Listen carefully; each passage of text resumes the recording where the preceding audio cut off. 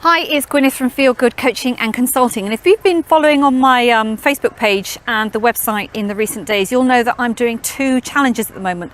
The first of those is a 30-day blogging challenge. I have to say it's quite hard having to write every day, but the second challenge I'm doing is with a fabulous Veronica Pullen, the queen of social media, and she is challenging us with something called the Authentic Visibility Challenge. That's all about really getting out there, really speaking to our clients, really speaking to our audience, and just showing the world that what we do. So today the challenge from Veronica is to talk about my ideal client, with the full acknowledgement that there will be some of you watching this and think, oh, I don't want to work with her anymore, thank you very much, goodbye. Fine, okay, but what I want to tell you is this is a natural follow-on actually from my blog over the past couple of days, where yesterday I spoke about having worked for the United Nations. It was my dream to save the world. Boy, did I want to save the world. And I was quite happy doing that for about 6 years until the UN agency I was working for closed down. Went back to the UK for 4 years, worked for Debenhams.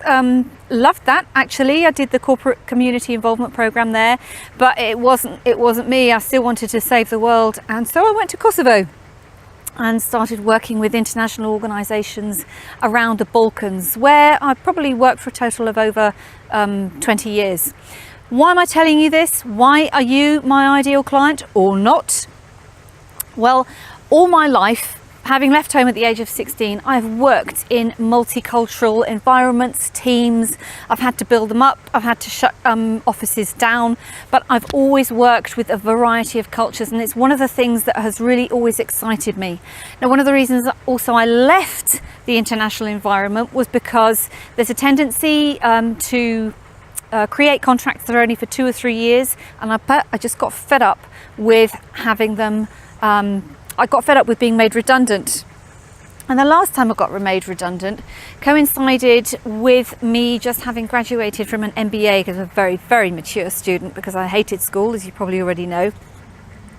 And it was at that point that I thought, I'm not going to do this again. I don't want to go through this horrible, horrible feeling of having to say to people, you're fired, not quite as dramatically as that, but telling people that the office was closing, that we didn't need them anymore, and I was also in that situation. So that's when I really stood back in 2011 and decided, right, it's now or never.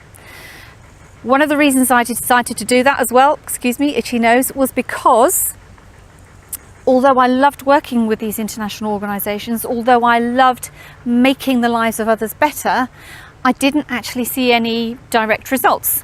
And so I started to get a little bit selfish about who I wanted to work with. So I thought, okay, I know the issues going on in these international organisations. I know the issues that staff have. And one of them is communication. Communication is absolutely key. I'm not going to go into a whole lecture about emotional intelligence, but basically technology has changed the way we communicate with each other so much in the past 20 years that we are losing the capacity to communicate to each other face to face, which is another reason I'm doing this on video today, so that you can see my lovely, smiley, shiny face. Technology is absolutely fantastic, and it helps us communicate with each other faster. But when you've only got the written word or the read word, you lose more than 80% of the communication, the tone of the voice, the facial expressions, and the entire body language thing.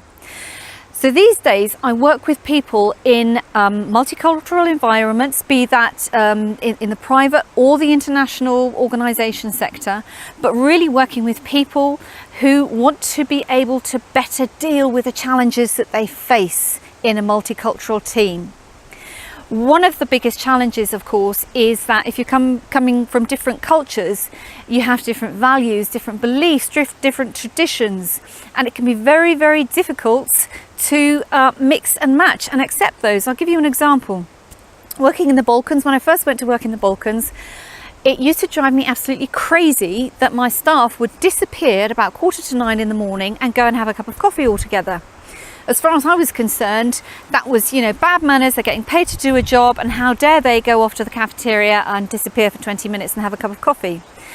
What I very quickly learned, however, was that that was integral to the way that they worked with each other. They needed that cup of coffee first thing in the morning to come together, almost like a clan in the workplace. And like I say, it took me a little while to learn that. But when I had learned that, I'm like, okay, fine. I get that. After a while, I persuaded them to please not spend so long with the coffee in the cafeteria, and they could actually bring their coffee to the office if they wanted to. But it's very, very difficult. If you're working with somebody from your hometown, you kind of have a good idea of what to expect, because they go to the same shops, they go to the same cinema, yeah, all those kind of things. But if you're working with people not just from 1 or 2 different countries, like for example, the United Nations have over 160 members. If you are working with that many different types of people from different cultures, it can really have an effect on you, the human being, especially if all you're communicating is going over email.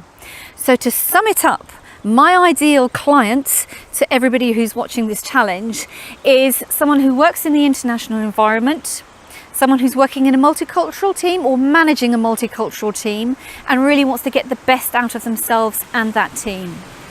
To do that, I help people to develop their emotional intelligence, which is all about acknowledging our emotions, managing our emotions, and understanding others, so that you come together as a team and you're just absolutely fantastically brilliant. So that's it. So that was day 3 of the Veronica Pullen Authentic Visibility Challenge, and I think I'm on day 11 of the 30-day blogging challenge for Sark Media. Tomorrow, don't know. It's been a hot old day. It was great to come out in the garden. It's a bit windy now, but yeah, I'll look forward to being in touch with you tomorrow regardless. Lots of love and bye for now.